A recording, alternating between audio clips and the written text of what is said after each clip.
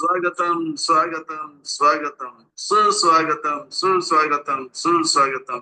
अंतरराष्ट्रीय कृष्ण भावना भावित संघ कौन की ओर से प्रस्तावित भगवत वाणी श्रीमद भगवत गीता 18 अध्याय 18 दिन 18 17 के यह 17वें अध्याय 17वें दिन 17वें सत्र के यह अनुष्ठान में आया आप सब भक्तों का, धर्म प्रेमियों का, कथा प्रेमियों का, सत्संग प्रेमियों का, अतिथियों का, आजीवन सदस्यों का, श्रोताओं का, सोशल मीडिया के माध्यम से सुनने वाले श्रोताओं का भी और भविष्य में रिकॉर्डिंग के माध्यम से सुनने वाले श्रोताओं का भी हृदय के गहराई से प्रेम पूर्वक हार्दिक स्वागत करते हैं।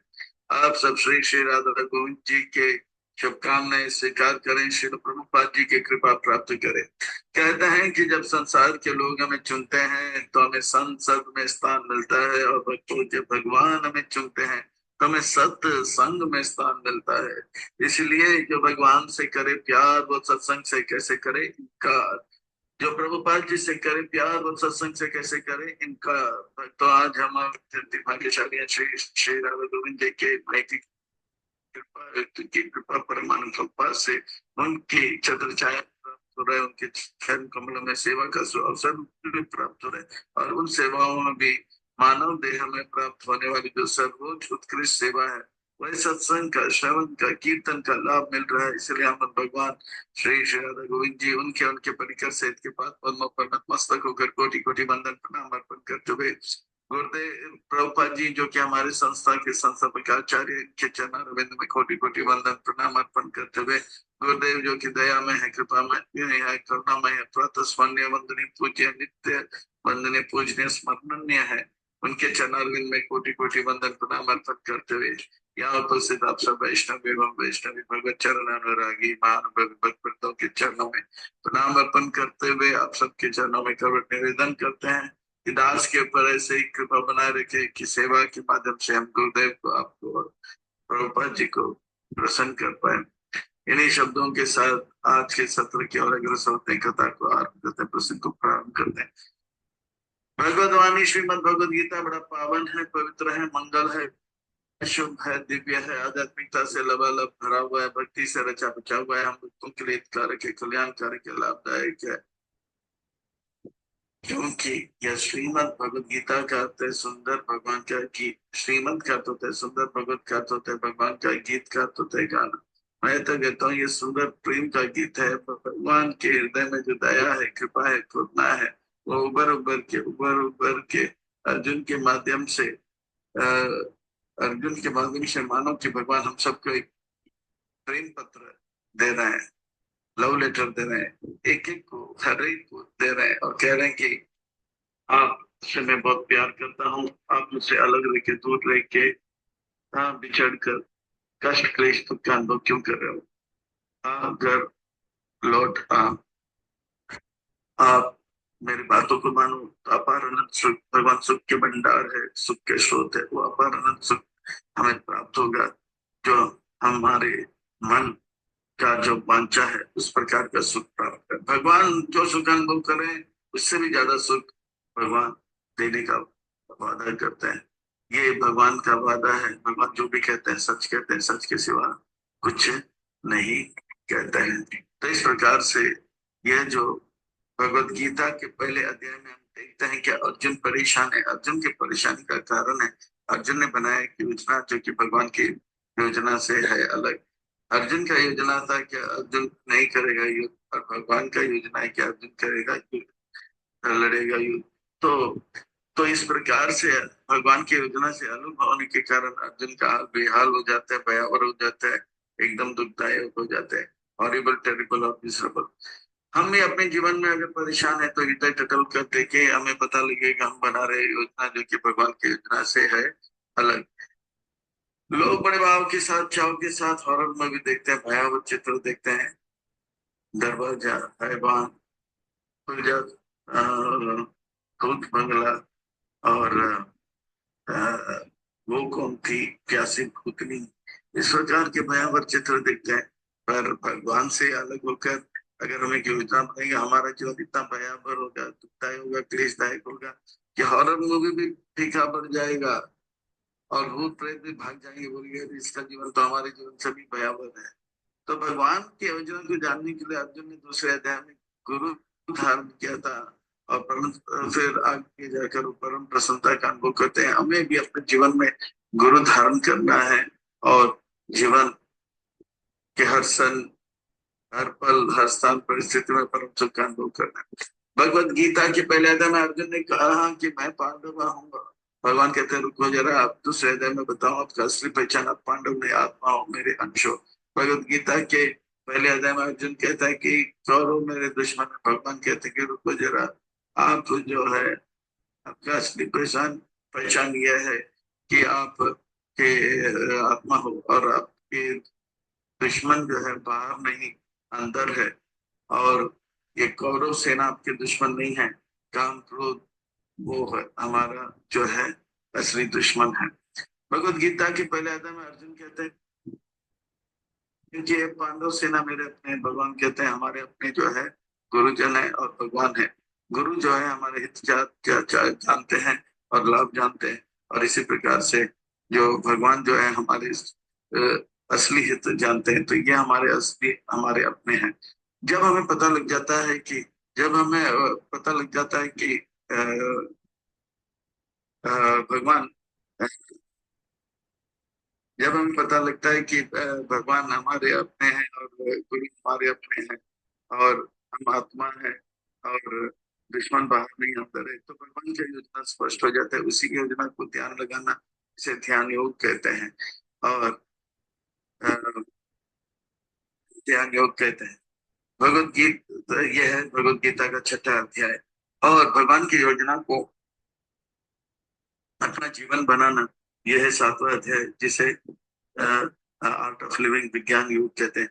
भगवान की योजना को पूरा करके जैसे दिव्य मरण को प्राप्त करें, यह आठवां अध्याय अक्षर पर ब्रह्म योग। और यह आर्ट ऑफ डाइंग, भगवान के जीवन और मरण के बीच में हाँ, भगवान से कैसे प्रेम करें, यह आर्ट ऑफ लविंग, यह है राज विद्या योग। यह है नवा अध्याय। 10वें अध्याय में अर्जुन और श्रवण करते हैं और भगवान के बारे में जानते हैं और भाव विभोर होते हैं। तो यह विभूति योग, आर्ट ऑफ हियरिंग। और भगवान की योजना से अलग जब योजना बनाते हैं, इनका हाल बेहाल कैसे होता है, ये आर्ट ऑफ सीइंग, विश्व रूप संदर्शन योग 11वां अध्याय है। हर स्थान परिस्थिति में परम आनंद का अनुभव करते हैं, यह है भगवान के भक्त। यह है 12वां अध्याय भक्ति योग। भगवत गीता के 13, 14, 15, 16, 17, 18 में भगवान ज्ञान योग के बारे में कहते हैं देखो देखो देखो, पर इन आंखों से नहीं, चरम चक्षु ज्ञान की आंखों से देखो, साधु गुरु की आंखों से देखो। और शरीर को 13वें अध्याय में बताते हैं तो ये 24 तत्व वाले शरीर में तो दिख रहा है, पर इस शरीर के अंदर आत्मा परमात्मा को ज्ञान की आंखों से देखो। तो 14वें अध्याय में बताते हैं कि शरीर को तो देख रहे हो जो 24 तत्वों का बना हुआ है, जिसमें आत्मा परमात्मा है, पर प्रकृति के 3 खेल जो शरीर के बाहर है वो भी देखो। और किस प्रकार से भगवान शरीर के अंदर भी है, बाहर है, ये 15वें अध्याय पुरुषोत्तम योग में हम देखेंगे। और इस संसार में कौन अच्छे हैं कौन बुरे हैं, ये जो है उनके लक्षण, 26 लक्षण और 6 आसुरी लक्षण का वर्णन देव असुर संपद योग 16वें अध्याय में। तो ये 17वां अध्याय का शीर्षक है श्रद्धा त्रय विभाग योग, और बहुत ही रोचक है। इस अध्याय में हम देखेंगे कि संसार में लोग प्रहलाद जैसे जो है, प्रहलाद जैसे शुद्ध भक्त भी हैं, और हिरण्यकशिपु जैसे एकदम जो है दुष्कृतिवान भी है। पर सभी लोग प्रहलाद जैसे शुद्ध भक्त नहीं है, या सभी लोग हिरण्यकशिपु जैसे भयंकर नहीं, इसके बीच में भी कुछ लोग हैं। इन्हें कैसे पहचानेंगे, ये जो है इस अध्याय में बताया जाएगा। जैसे स्कूल में कुछ विद्यार्थी होते 99% हर परीक्षा में देते हैं, कुछ तो हर एग्जाम में फेल होता है। पर ऐसा नहीं कि स्कूल में केवल 2 ही प्रकार के विद्यार्थी हैं, बीच में भी 80%, 70%, 60%, 50%, 40% लाने वाले भी स्टूडेंट्स है। तो जैसे कि संसार में हर कुछ ब्लैक एंड व्हाइट नहीं है। प्रहलाद जैसे व्हाइट और हिरण्यकशिपु जैसे ब्लैक, बीच में व्यक्ति और आ जाता है, violet, indigo, blue, green, yellow, orange, red. तो उन्हें कैसे पहचानेंगे, वो इस अध्याय में हम देखेंगे। प्रहलाद जो है शास्त्र के को अपने जीवन में साधु गुरु के अनुकूल चलते हैं। और ये जो हिरण्यकशिपु है, शास्त्र गुरु और साधु के ठीक विपरीत चलता है। पर अब ये तीन जो है वो शास्त्र को अनुकूल पूरी तरह से नहीं जाने और पूरी तरह से प्रतिकूल भी जाने, इनका पहचान कैसे होगा वो आज के इस अध्याय में देखेंगे। इस छोटी सी भूमिका के साथ आज के इस अध्याय को समझने के लिए इसे भाग 1, 2, 3, 4, 5, 6, 7, 8 में देखते हैं। अर्जुन कहते हैं कि हर कोई जो है प्रहलाद जैसे विशुद्ध सत्व में नहीं और हिरण्यकशिपु जैसे शुद्ध तमोगुण में नहीं है, तो बाकी जो है उनका पहचान कैसे करेंगे जो सत्वगुण रजोगुण तमोगुण है। तो भगवान कहते हैं वो किसको पूछते हैं, हाँ, उससे पता लगेगा। और हर श्रद्धा 3 प्रकार का, इसका वर्णन जो है भगवान करेंगे। और हर कोई तो भजन नहीं करते हैं, तो उनके आहार से पता लगेगा कि वो कौन से गुण में है या किस प्रकार का यज्ञ करते हैं। आहार, यज्ञ, दान, तप, ये 5 चीजों पर आधारित है। हाँ, वो किसको श्रद्धा, श्रद्धा, फिर आहार, फिर यज्ञ, दान, तप। तो वो किसका यज्ञ करता है और कैसे करता है और किस प्रकार का तपस्या करता है, और इससे पता लगेगा कि वो सत्वगुण, रजोगुण या तमोगुण में है। और वो किस प्रकार का जो है किस दान किस प्रकार से करते हैं, इसका वर्णन करते हैं। फिर फिर 8वें भाग में देखेंगे कि संसार में जो भी कार्य हो सतुगुण रजोगुण में किया जाता है, पर भगवान का नाम लेने से वो जो है कार्य जो है अपूर्ण था वो पूर्ण हो जाता है, क्योंकि भगवान पूर्ण है। निष्कर्ष और प्रश्न उत्तर का प्रस्थान करेंगे। बड़ा अद्भुत विलक्षण में अलौकिक किया अध्याय है, और इस अध्याय को अच्छी तरह से समझने के लिए और विलंब न करते हुए इसमें गोता लगाते हैं, रसपान करते हैं, आनंद लेते हैं। अर्जुन अर्जुन का अर्थ होता है जो सरल है। सरल यानी कि जो कहता है वही करता है, जो करता है वही कहता है। वो शरीर के लिए एकदम सरल जीवन और आध्यात्मिक उन्नति के लिए ऊंचे विचार रखते हैं। यह high thinking, simple living, high thinking, इसे सरल कहते हैं। यह शास्त्र विधि उत्सृज्य यजन्ते श्रद्धयान्विता तेषां निष्ठा तु का कृष्ण सत्वम अहो रजस्तमः। हे कृष्ण, सब लोग प्रहलाद जैसे विशुद्ध सत्व में नहीं और हिरण्यकशिपु जैसे जो विशुद्ध तमोगुण में नहीं, वो लोग सत्वगुण रजोगुण में भी है। इनका पहचान कैसे करेंगे? हर चीज जो है ब्लैक एंड व्हाइट में नहीं है, विबग्योर भी है। हर स्कूल में केवल 99% वाले विद्यार्थी नहीं है और फेल होना विद्यार्थी नहीं है। सब बीच में भी तो बहुत सारे विद्यार्थी 80-90%। इनका पहचान करेंगे कौन अच्छे हैं, कौन प्रहलाद जैसे अच्छे नहीं। वो शास्त्र को तो अपने जीवन में स्वीकार किया, पर किसी कारण से शास्त्र को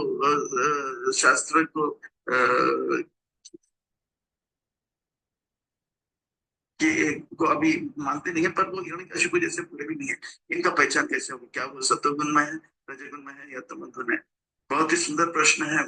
अर्जुन श्री भगवान वाच, जैसे स्कूल में सब विद्यार्थी एक ही जैसे के यूनिफॉर्म पहनते हैं, पर सारे विद्यार्थी एक लाइन में खड़े रहेंगे तो हमें पता नहीं लगेगा कि कौन अच्छा विद्यार्थी है, कौन बुरा विद्यार्थी है,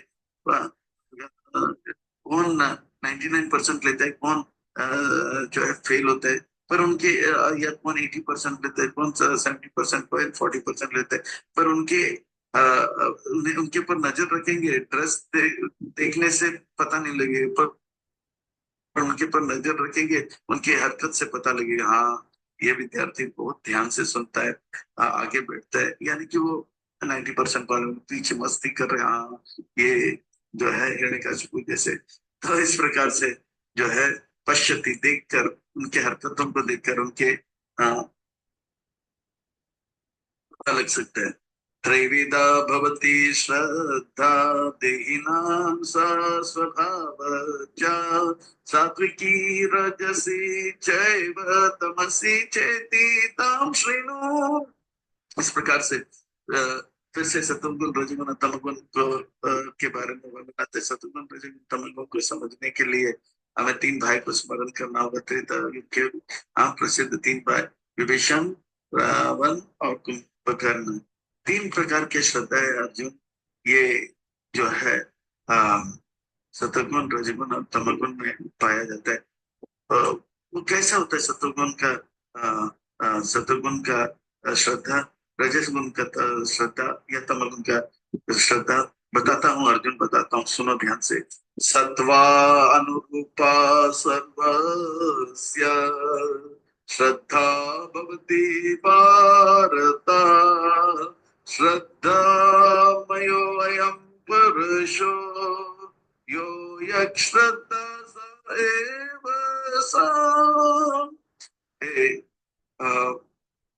भरतों भरतवंशी अर्जुन, हे भरत, ये तीनों गुणों के ऊपर आधारित अलग अलग जीव का अलग अलग प्रकार का श्रद्धा होता है।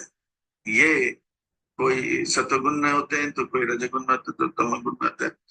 तो कौन कौन से गुण में होते हैं कृष्णा? सतोगुण में जो होते हैं उनका मैं वर्णन करता हूँ पहले।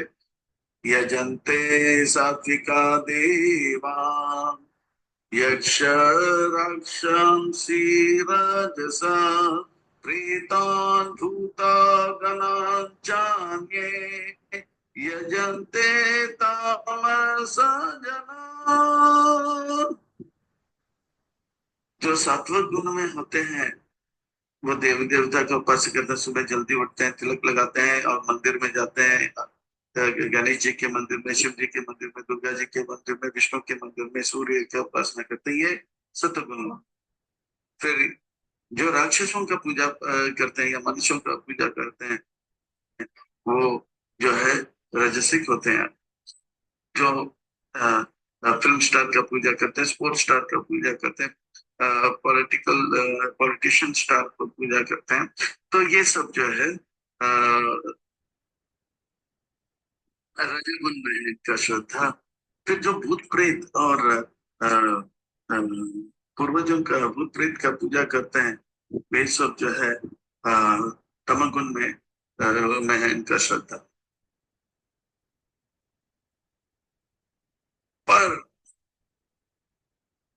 जो रजोगुण तमोगुण में नहीं है, पर जो शास्त्र के ठीक विपरीत जाते हैं, हिरण्यकशिपु जैसे लोग, वो जो है शास्त्र विहितं घोरम तपयांते ये तपो जना दंभ अहंकार समायुक्त कामरागा बलान्विता।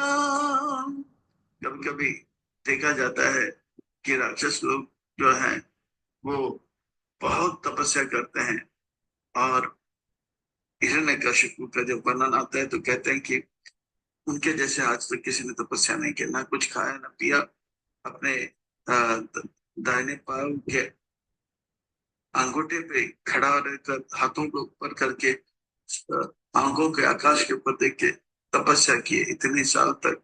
ना कुछ खाए ना पिए, ना केवल उनके चमड़ी जो है चींटियों ने खा लिया था। जैसे वर्णन आता है कि कैसे रावण जो है अपने मांस को काट के फेंक के देख रहा था। तो इस प्रकार से वर्णन आता है किस प्रकार से भस्मासुर अपने शरीर के अंग प्रत्यंग काटते हैं, और इस प्रकार से शिव जी को प्रसन्न करने का प्रयास किया। ये जो है ये जो है शिव जी को प्रसन्न करने का प्रयास किया, ये वर्णन आता है। वो भगवान को जो कि निवास करते हैं आज हृदय में, उनको कष्ट देते, परमात्मा को भी कष्ट देते, बड़े घमंड के साथ करते ही। और ये तपस्या कर रहे हैं ये बताने के लिए मेरे जैसे तपस्वी नहीं, अहंकार के कारण अपने काम वासना को पूरा करने के लिए, कुछ लाभ प्राप्त करने के लिए, भगवान को प्रसन्न करने के लिए नहीं करते हैं। इससे परमात्मा को भी दुख मिलता है। ये कितना जो है बेवकूफ है। ये शरीर मिला है कृष्ण का सेवा करने के लिए, इसे कष्ट देकर इस मौके का जो है सदुपयोग नहीं कर रहे हैं। कर्षयांता शरीरास्तम भूतग्राम अचेतसा माम चैवंत शरीरास्तम ताबीति असुर निश्चय।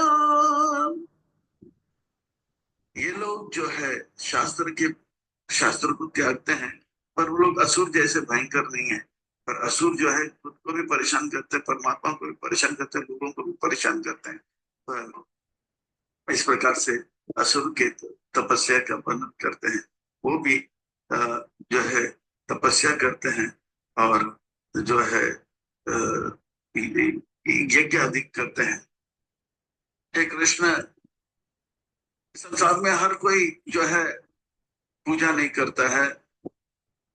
यूरोप, अमेरिका और आजकल भारत में भी लोग सीधा उठते हैं, ब्रेकफास्ट करते हैं, सैंडविच खाते हैं और नौकरी में चले जाते हैं, बिजनेस में चले जाते हैं। वो भगवान के मंदिर, चर्च इत्यादि नहीं जाते हैं। तो ये लोग क्या गुणातीत होंगे, गुण के परे होंगे? नहीं नहीं, गुणातीत नहीं हुए, गुण के परे नहीं हुए। वो लोग भी गुण में, वो भले किसी का पूजा पाठ न करें, पर उनके आहार से हम पता करेंगे कि वो कौन से गुण में है। आहार खाए बगैर इस संसार में कोई रह नहीं सकता है। तो अर्जुन सुनो, जो सतोगुण में है उनका आहार कैसे उठे। आहारा अपि सर्वस्य त्रिविधो भवति प्रिया यज्ञ तप तथा दानं तेषां वेदम् इमं शृणु। एक तो वो किसको बचते हैं, फिर दूसरा उनके आहार से, तीसरा यज्ञ से, चौथा तप से और दान। ये पांच चीजों से पता लगेगा इनमें से कौन किसको बचता है, उसका वर्णन हो गया। अब आहार का वर्णन होगा तीन गुणों में, फिर यज्ञ का वर्णन होगा तीन गुणों में, तप का वर्णन होगा तीन गुणों में, दान का वर्णन होगा तीन गुणों में। यज्ञ दान तप का वर्णन आएगा और आहार का। तो ये पांच चीज से पता लगेगा कि वो समझ में आ गया कि वो प्रहलाद जैसे अच्छे भी नहीं और हिरण्यकशिपु जैसे बुरे भी नहीं, फिर भी वो सतोगुण में है, रजोगुण में है, तमोगुण में है। पांच चीज से पता लगेगा उनके, वो किसको बचते हैं, क्या आहार लेते हैं, या कैसे तपस्या करते हैं, यज्ञ दान इत्यादि करते हैं। तो इस प्रकार से हम जो है पता लगा सकते हैं कि कौन कौन से गुण में है।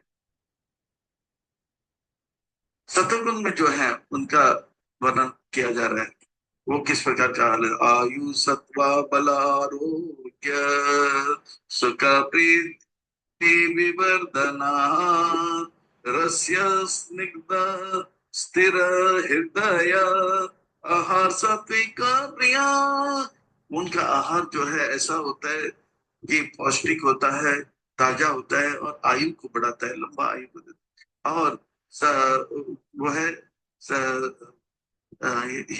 हृदय के अंदर पवित्र भाव को उत्पन्न करता है और बल को बढ़ाता है और रोग को दूर करता है। आरोग्य आहार होता है। जैसे हम देखते हैं रशिया में बहुत सारे लोग स्प्राउट्स खाते हैं, बहुत सारे लोग जो है बॉइल्ड वेजिटेबल खाते हैं और बहुत सारे लोग वेजिन होते हैं। ये सब सत्वगुण के सत्वगुण के में इनका श्रद्धा होता है। इस पर आहार करने वाले वो सत्वगुण में होते हैं। सुख प्रीति वो है ना, उनके जीवन में सुख आता है और सुख और प्रीति का वर्धन होता है। और वो जो आहार जो होता है उसमें रस होता है, जैसे तरबूजा होता है, खरबूजा होता है। इस प्रकार से देखने के लिए भी अच्छा से सजाया जाता है और स्निग्ध, वो हृदय में प्रेम लाता है और हृदय को स्थिर रखता है, हृदय को स्थिर रखता है। यह आहार सात्विक है। यह हृदय के लिए अच्छा होता है, हार्ट अटैक वगैरह कम आता है इससे। और वो सात्विक आहार जो है वो पवित्र पैसे से लाया जाता है, पवित्र व्यक्ति उसे परोसता है और पवित्र स्थान में परोसता है। इसको सात्विक आहार कहते हैं। वो आहार जब परोसा जाता है वो क्या खाने के लिए भी अच्छा होता है और देखने के लिए भी अच्छा होता है। पवित्र धन से लाया हुआ फल, तरकारी, अनाज, इसको जो है सात्विक आहार कहते हैं। पवित्र धन का अर्थ होता है वो धन जो कि चार पाप से नहीं कमाया हो। चार प्रकार का पाप क्या है? चार प्रकार का पाप जो है वो है, चार प्रकार का पाप, वो पैसा जो मांसाहार या हत्या करके मिला, वो पैसा जो कि जुआ खेलने से या जुआ का धंधा करने से प्राप्त हो, वो पैसा जो कि व्यभिचार का धंधा करके मिला, वो पैसा जो कि नशा के धंधा करके मिला, उसे पाप के पैसे। तो ये सात्विक आहार का वर्णन आता है। जैसे खरबूजा, तरबूजा इत्यादि व्यंजन होते हैं। ये भले पूजा पाठ नहीं करते हैं अमेरिका में और रशिया में, पर वो लोग इस प्रकार से जो है आहार लेते हैं। इससे पता लगेगा कि ये सत्वगुण में है। कटति कृष्ण तीक्ष्णरुक्ष वेदाहिना आहाराजस्य इष्ट दुःख शोकमया प्रदा। ऐसे आहार जो कि बहुत ही खट्टा होता है, हम, और बहुत ही नमकीन होता है, या बहुत ही तीखा होता है, चटपटा होता है। जैसे खाओ गली में खाओ खाओ, और भेलपुरी, पाव भाजी, ये सब मुंह में पानी तो लाता है। और ये खाने के लिए तो अच्छा होता है, बाद में सुबह जब उठते हैं तो दुख होता है। हाँ, वो पेट साफ नहीं होता है, खुल जा सिम सिम, इस प्रकार से वो जो है परिश्रम लेते हैं, तीक्ष्ण वृक्ष। और जो है आगे जाते हैं तो और ज्यादा इस प्रकार का आहार लेते हैं तो आगे कोलेस्ट्रॉल बढ़ जाता है, फिर डायबिटीज होता है मिठाई ज्यादा खाने से, या ब्लड प्रेशर बढ़ता है, अलग अलग प्रकार के दुख शरीर में लाता है। और इस प्रकार से आहार जो खाते हैं वो उनके हृदय सुख से नहीं, शोक जल्दी ग्रस्त कर लेता है।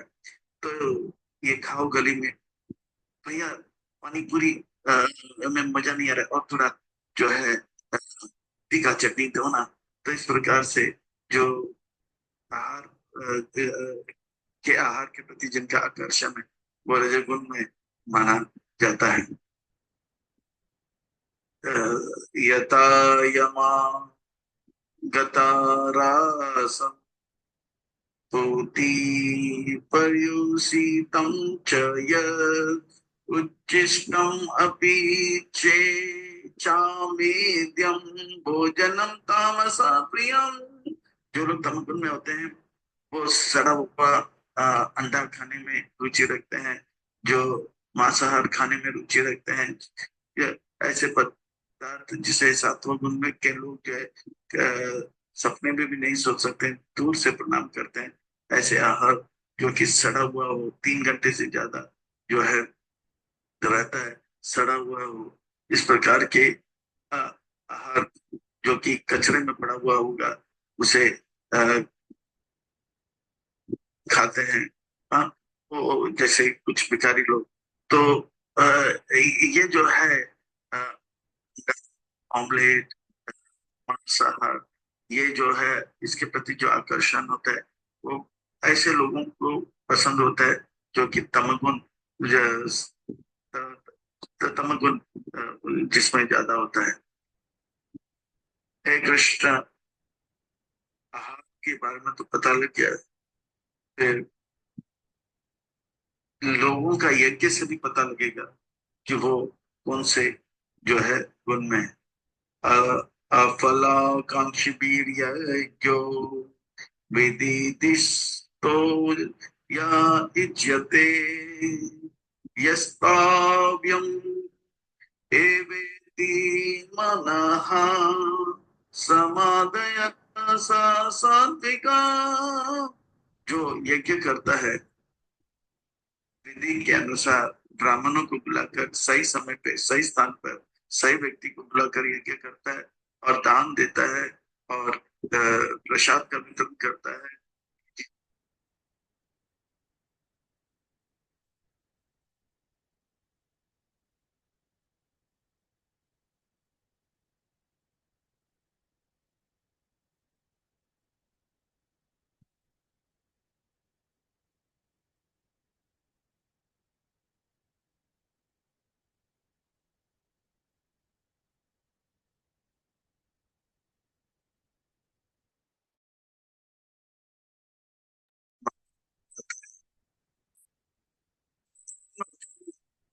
यज्ञ करते हैं तो उनके लक्षण को जानो अर्जुन। अभिशां दया तू फलम दम्भ अर्थम अपि चैव युज्यते भरता श्रेष्ठ तम यज्ञानां विधि राजसम। वो यज्ञ तो करता है, ब्राह्मण को भी बुलाता है सही समय और सही स्थान पे, पर उसका इच्छा रहता है कि इससे मेरा नाम होना चाहिए, मुझे लाभ मिलना चाहिए, और इससे उनका घमंड बढ़ता है कि मैं कितने बड़े धार्मिक हूँ, लोगों को पहचान समझ पता लगना चाहिए। इस प्रकार के भाव से जो यज्ञ करता है वो, पर जो तमोगुण में होते हैं अर्जुन, वो यज्ञ करते हैं पर गलत समय पे, गलत तरीके से, और जो है गलत भाव से करते हैं। विधि नाम श्रेष्ठानाम दक्षिणां श्रद्धा विरहितं यज्ञं तमसां परिचक्षते। वो जो है तमगुण से जो प्रेरित रहता है, वो ब्राह्मण को बोलता है चलो अभी ये यज्ञ करना है, यज्ञ करना है। बोला यज्ञ करने का समय जो है 6:40 सुबह का बहुत ही ठीक होता है। समय आपको नहीं, हम चुनेंगे क्या?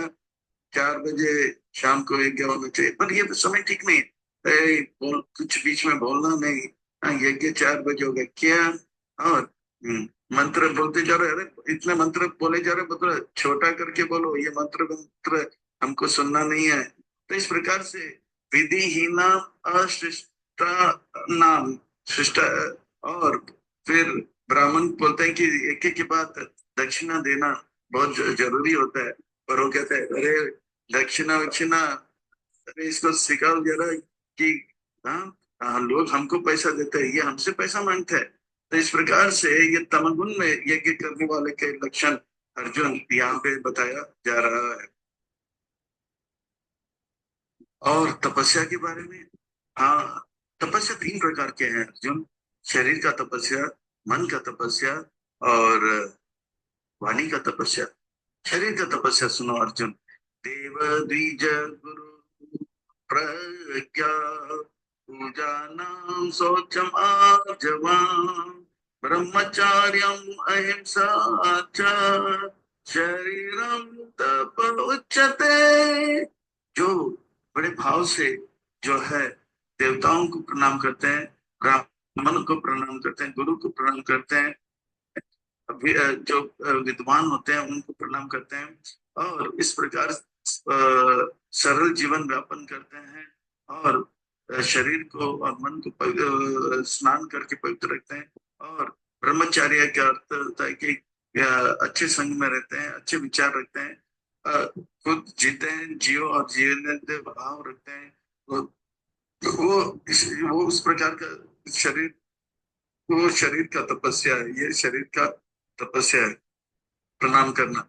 बस मैं बच्चों को भी विशेष रूप में बताता हूँ कि आप अपने माता पिता को सुबह उठते ही प्रणाम करो, सोने से पहले प्रणाम करो। इससे 4 लाभ मिलेगा। 4 लाभ क्या है? चत्वारी तस्य वर्तन्ते आयु, ईशो बोलो। जब हम प्रणाम करते हैं तो 4 लाभ मिलते हैं। लंबा जीवन सुख के साथ, विद्या यानी कि बुद्धि, बल प्राप्त होता है, और यश प्राप्त होता है। तो लोग आजकल जो है विद्या प्राप्त करने के लिए क्लासेस नहीं, वो आशीर्वाद से आते हैं। क्लासेस में यहाँ सीखते तो हैं, पर व्यक्ति पढ़ाई तो अच्छा कर रहे हैं, पर उनका मन, मान लो कोई लड़की में लग गया तो बस हो गया, हाँ, उनका पढ़ाई। तो इस प्रकार से आशीर्वाद रहेंगे तो वो विचलित नहीं होंगे। तो आशीर्वाद जो है तब आता है जब हम प्रणाम करते हैं। माता पिता, बड़े गुरुजन, इनके हृदय में अपने से आश्रित के प्रति एक स्नेह होता है, प्रेम होता है। जब प्रणाम करते हैं वो प्रेम जो है पिघल जाता है और आशीर्वाद के रूप में आता है। आजकल बच्चे प्रणाम नहीं करते, वही प्रेम जो है वो पिघलने की जगह पे वो गाढ़ हो जाता है, बर्फ जैसा हो जाता है, या तो लोहे जैसा हो जाता है। तो कृपा नहीं मिलता, इसलिए बच्चे कृपा के बगैर रहते हैं, दुखी रहते हैं। सब कुछ होने के बाद भी मनोरंजन के सारे साधन होने पर भी आत्महत्या करते हैं। तो ये है कृपा देवताओं, और यह शरीर की तपस्या है। फिर मन का तपस्या, वाणी का तपस्या, अनुद्वेग करम वाक्यम सत्यम प्रिय हितम च स्वाध्यायाभ्यासानां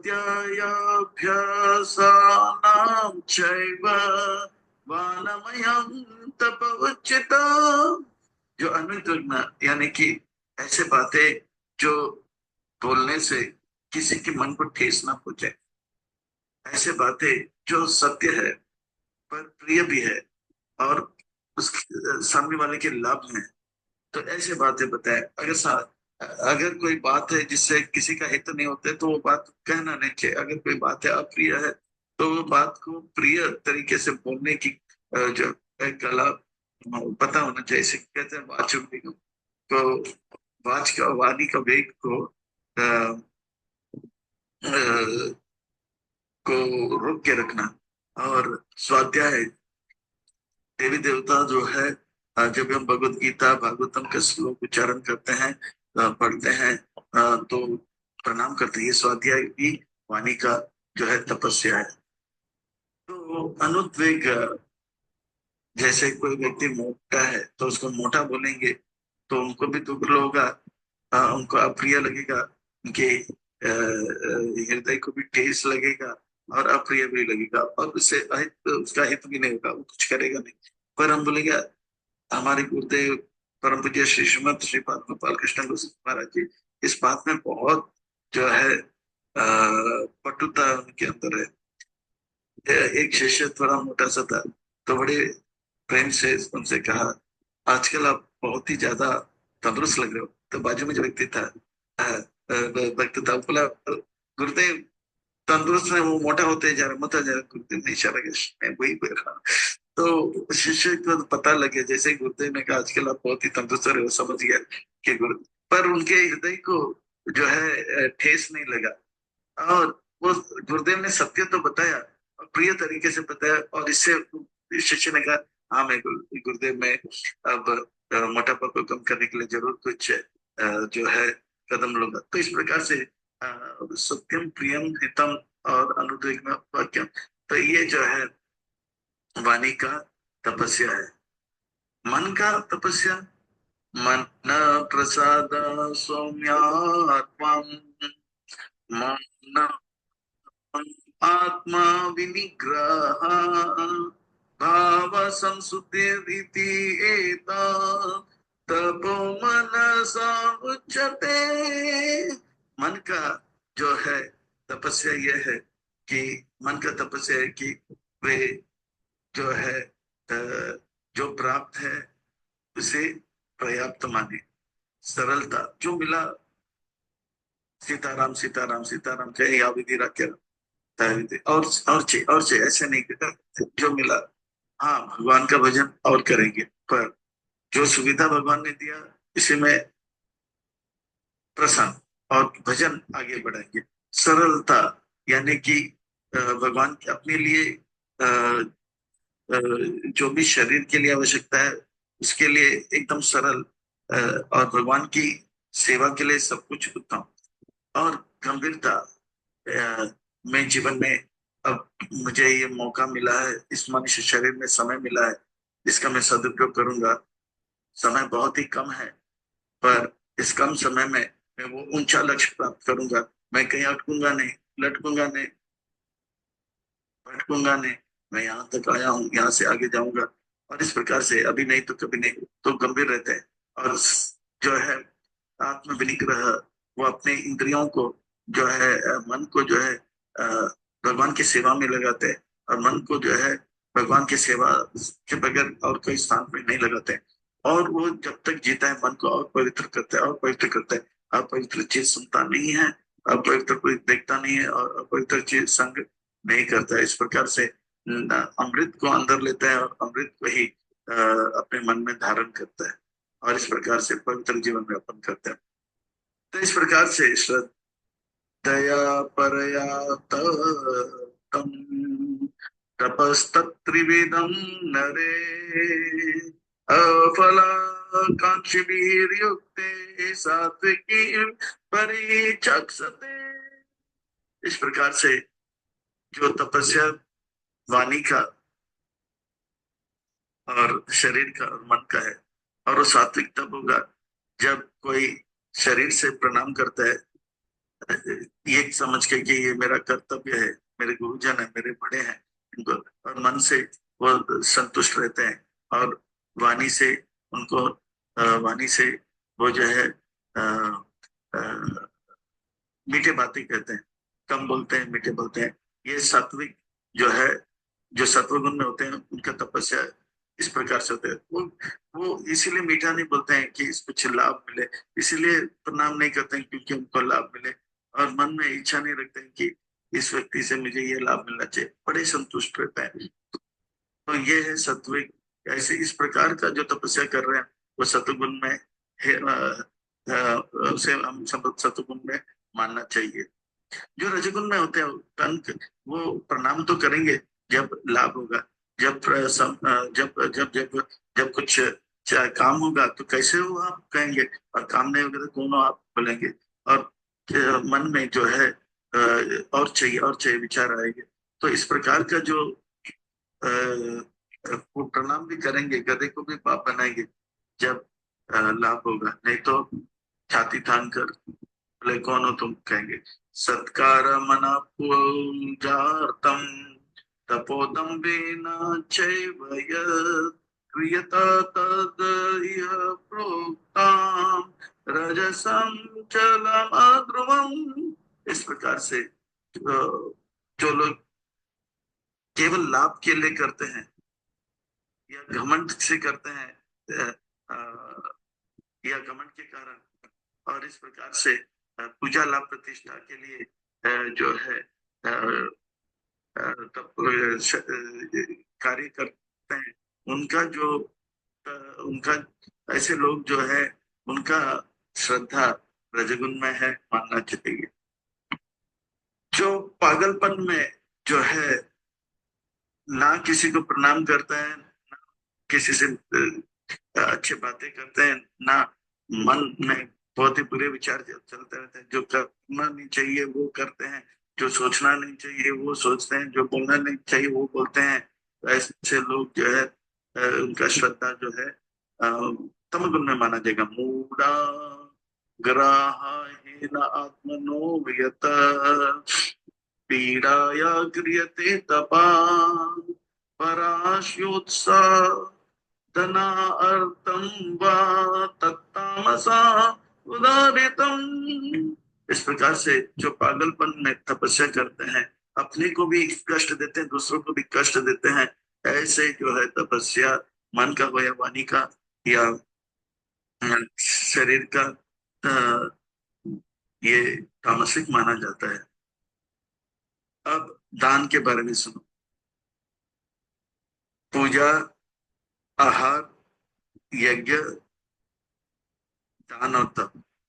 तप हो गया, यज्ञ हो गया, अब दान। दाताव्यमिति यद् दानं दीयते अनुपकारिणे देशे काले च पात्रे च तद्दानं सात्विकं स्मृतम्। वो दान जो सही स्थान पे, सही समय पे, सही पात्र को दिया जाता है, वो दान जो है सात्विक होता है। और वो उस प्रकार का दान देने से दान धनम वर्त वर्तते, धन बढ़ जाता है। एक सच्चा घटना है, सीकर जिले का दंपति पति पत्नी, वे जो है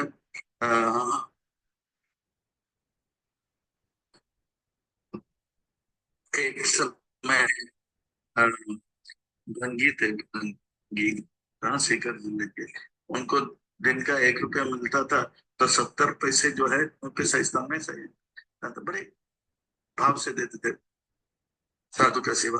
फिर उनका धन बढ़ गया तो वो लोग छोटा सा ठेला लगा दिया तरकारियों का, तो उनको दिन का 10 रुपया मिलता, तो 7 रुपये साधु संतों को बड़ी श्रद्धा के साथ देते थे। और जो है उनको धन मिला तो उन्होंने एक छोटा सा जो किराना का दुकान खोला, तो दिन का 100 रुपया मिलता, तो 70 रुपया दान में दे देते, सही मंदिर में जाके ब्राह्मणों को सुबह सुबह दे देते।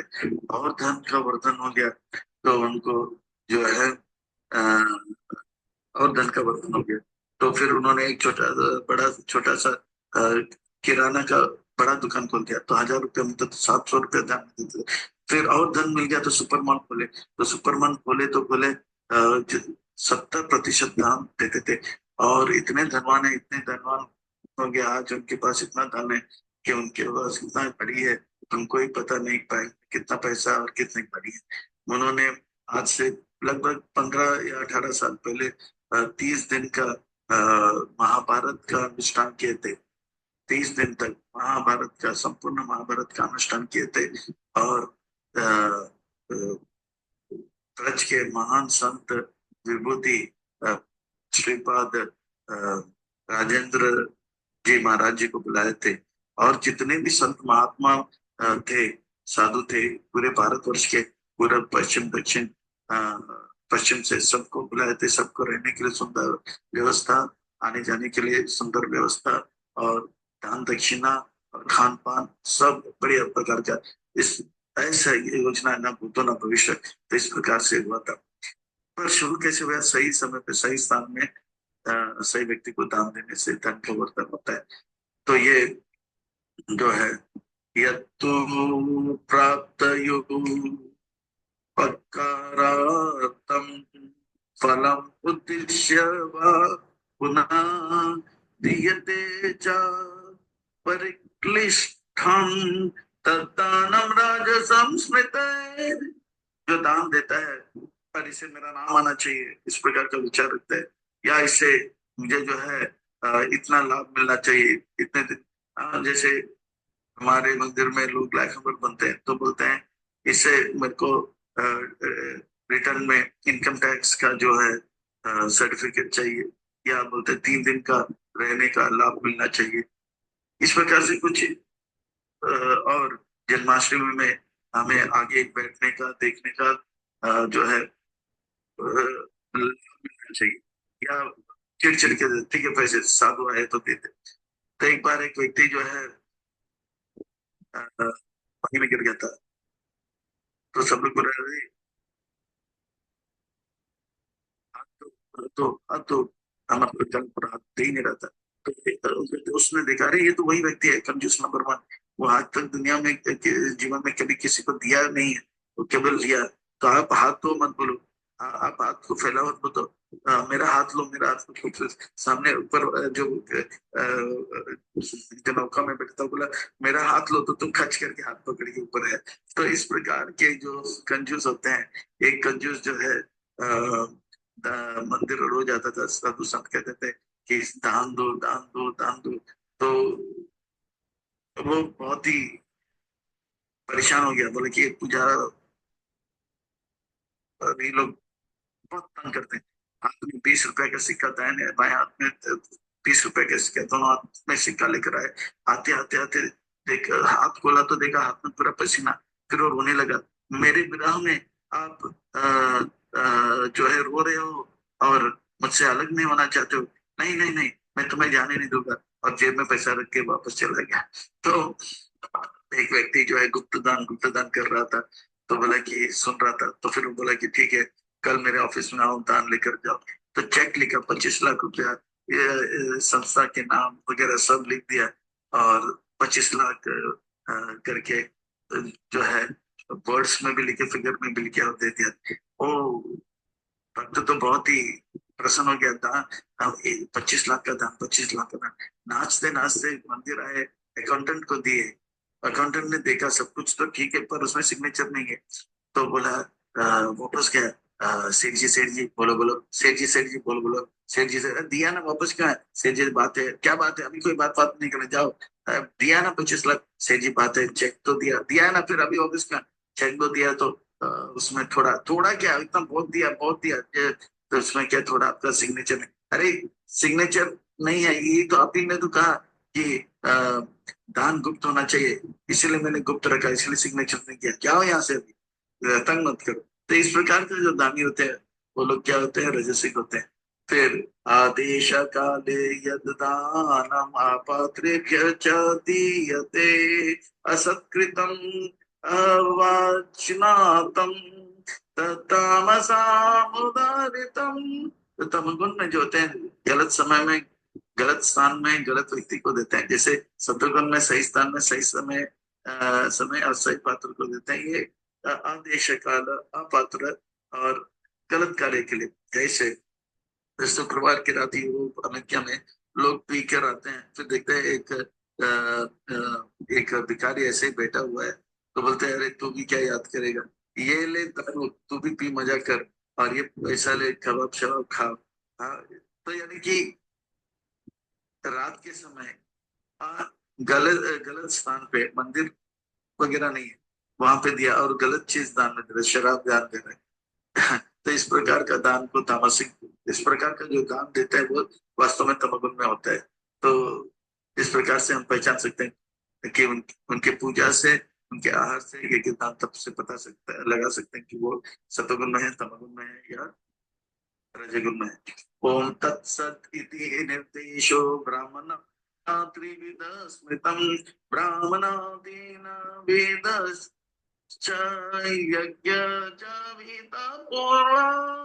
इस प्रकार से सृष्टि के आरंभ से ब्राह्मण लोग जो है जो भी कार्य करते थे, चाहे वो सतुगुण में रजगुण में तमोगुण में, ओम तत्सत बोलते थे। भगवान का नाम लेते लेते जो भी कार्य किया गया, भगवान पूर्ण है और उस कार्य में जो भी अपूर्णता है उसको पूरा कर लेते हैं। इसीलिए चाहे यज्ञ हो, दान हो, तप हो या कोई भी कार्य हो, वो करते वक्त उनका नाम ले, हरे कृष्ण कृष्ण कृष्ण हरे हरे, हरे राम राम राम हरे हरे, ये वो कार्य पूरा हो जाता है। ये ओम जो है भगवान का नाम है। तस्माद ओम इति उदाहृत्य यज्ञदान तपो क्रिया प्रावर्तन्ते विदान उक्ता सततम ब्रह्मवादिना। ये ओम शब्द जो है यज्ञदान तप से बोलते हैं, अगर ओम से शुरू करते हैं, ये ओम जो है भगवान को इंगित करता है। इसी प्रकार से तत् भी वो भगवान जो कि जो कि भगवत धाम में रहते हैं, उसे तत् करके संबोधित करते हैं। तदिति अनाभिसंतया फलम यज्ञदान क्रिया दानम क्रिया च विवेदा क्रियता मोक्ष कांक्ष भी। इस प्रकार से ओम तत्सत बोलने से क्या है, भगवान का प्राप्ति होता है। तत् भी भगवान को इंगित करते हैं। हाँ, ओम तत् सत, सत जो है शाश्वत भगवान है, वो भगवान जिसे सब कुछ आता है उनको इंगित करता है। सद्भावे साधुभावे च सदिति एतत् प्रयुज्यते प्राशस्ते कर्माणि तथा सशब्द पार्थ उच्यते। तो इस प्रकार से जो है सत शब्द भी, इसीलिए प्रभुपाद जी पहले पहले लेटर लिखते थे, उसको शुरू करते थे ओम तत्सत, फिर पत्र लिखते थे, फिर लिखते ही और फिर विषय। तो ओम तत्सत बोलो या हरे कृष्ण महामंत्र बोलो, जो भी यज्ञ दान तप में जो कमी होगी त्रुटि होगी वो पूरा हो जाएगा। यज्ञ मंत्र तंत्र चित्रम, हाँ, ये जो मंत्र तंत्र में कोई भी रुकावट हो या कमी हो, भगवान का नाम करने से पूरा हो जाता है। यज्ञ तपस्वी दानी च स्थिति सद इति चोक्यते कर्म चैव तद अतियाम सद इति एव विधायते। इस प्रकार से ओम तत्सत बोलने से वो भगवान जो कि पूर्ण है, वो यज्ञ दान तप में जो अपूर्णता है उसे भी पूरा कर लेता है। और वो जो है हमारा कार्य जो है से भगवान भगवान भगवान के और हम नजदीक जाते हैं, या भगवान उस कार्य से प्रसन्न हो जाते हैं और हम शीघ्र शीघ्र हमारे जीवन सार्थक हो जाता है।